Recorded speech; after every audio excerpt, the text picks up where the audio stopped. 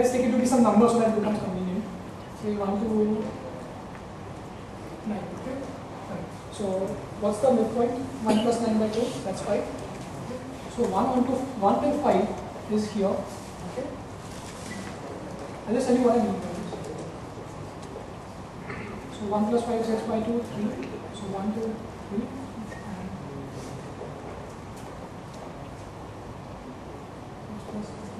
15 by 2, okay, so 15 by 2 will always be rounded down. Okay, so we take it to be 7.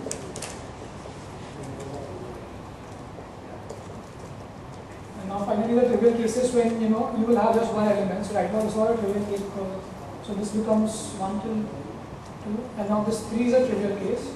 This will break down further into 1.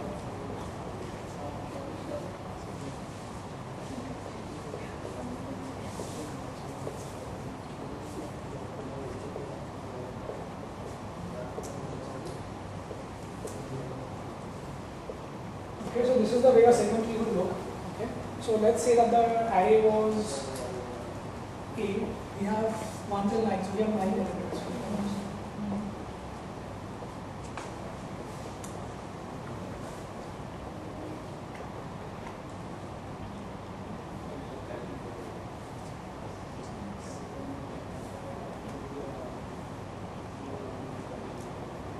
So essentially, addition of an element will disturb the whole tree. I'll just do that. What we do is, just allocate some extra size and set the last elements to be infinity if you want to find the minimum element. And then as we are adding elements, we just update the tree. That's the way to handle it. Okay. Okay. So about this, but you cannot dynamically allocate in a segment tree. Like if you have a segment tree and you don't know the size of you have an upper limit on the data that will be stored in that tree, you cannot do it using a segment tree. Okay. So about this, so that's the array right we have. That's A of 1 to A of 9. Okay, so what does this say? That this is going to store the minimum in the range 1 to 9. Okay, this is going to be our, if you have to implement it, this is going to be an index G for index 1. Okay, that's T of 1. I always use the letter T to represent the tree. Okay, so T of 1, this is going to be T of 2.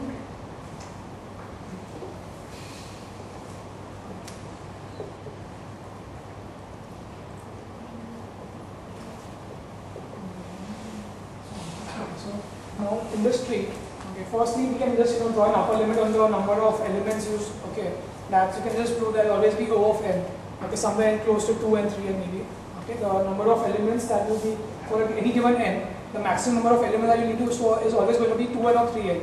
Okay, so there is no problem of you using really huge amounts of memory in this because it's simply 2 and 3n maybe, not more than that definitely. Right? You can prove that based on n, you can just try to find a relation between the number of nodes required to store your tree, right? Okay. So now let's look at this tree. So now T of 1 is going to store the minimum of the complete range 1 to 9, right? Okay. Now T of 2 is going to store the minimum in the range 1 to 5, so on. Okay. So this numbers is going to signify the minimum that I'm going to store of the range. Okay. The range of whose minimum I'm going to store in this tree. Okay. So I'm just giving the entries for. Is it fine? You can just go down later. Okay. Yeah, so the entries you can just work that out. Okay, so now the two things basically, firstly is how you create this tree. Secondly, how you perform operations, how you perform query operations on this tree. Okay, so first the creation part. Okay, so let's try some further. For a given n, probably this is straightforward, right? For a given n, for a known n, yeah, creation of a tree should be straightforward. Yeah, it's pretty straightforward. But we need to also fill in these values. Okay, I'm assuming that the array A is already given to you. Okay, the size of the array is not changing right now. I'm not dealing with modifications right now, so just forget that. Okay, so just you have n, you have your array, and you want to form this tree. Okay, initially it's an array containing all zeros. Okay, or any other number for that. Okay. Okay, so how do you do that? Is let's try out some terms now. Okay, so we have a function which will you create. Okay, so you need 3 things. Okay, what do you require? See, I already put 3 things out here, right? So you just require these 3 other parameters for your creation. Okay? So what's this? This is your array index in the array the index inside the tree, which is going to store the value right now. Okay, and the lower limit of the range and the higher limit. Okay? So 3 things. So this is going to be your K, this is going to be your in low.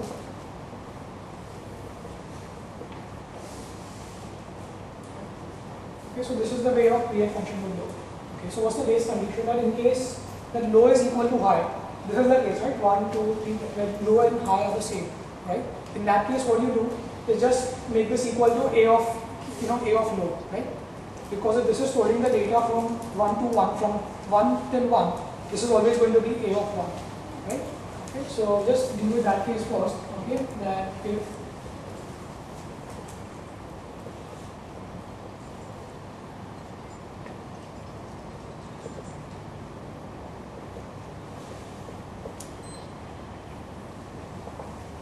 so this is your, if low is equal to high, store this and return.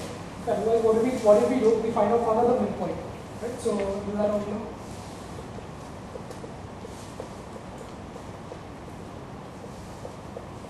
Right? Now what we do is recursively create the left subtree and the right subtree. Right? So for that is create. Okay, so now look at this. That if you have k out here, you're always going to have 2k out here and 2k plus 1 out here. Okay, that's the general. I think you already know that in relation to binary trees, etc. Okay, so just put 2k. This is from low till mid. Okay, and similarly.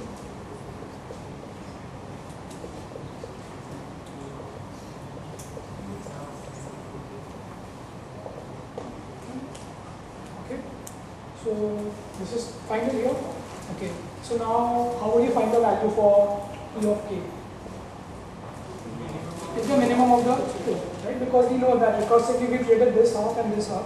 Okay, so the minimum of this and this is going to be the answer for this. Always remember this range 1 to 9 is splitting up into exactly two parts. The two parts are disjoint firstly, you don't have any intersection. Okay, and they cover the range completely, right? So the just finding the minimum of this and this will give you the answer for this, right? Okay, so this I'm going to store in P, right? So P of k equal to minimum of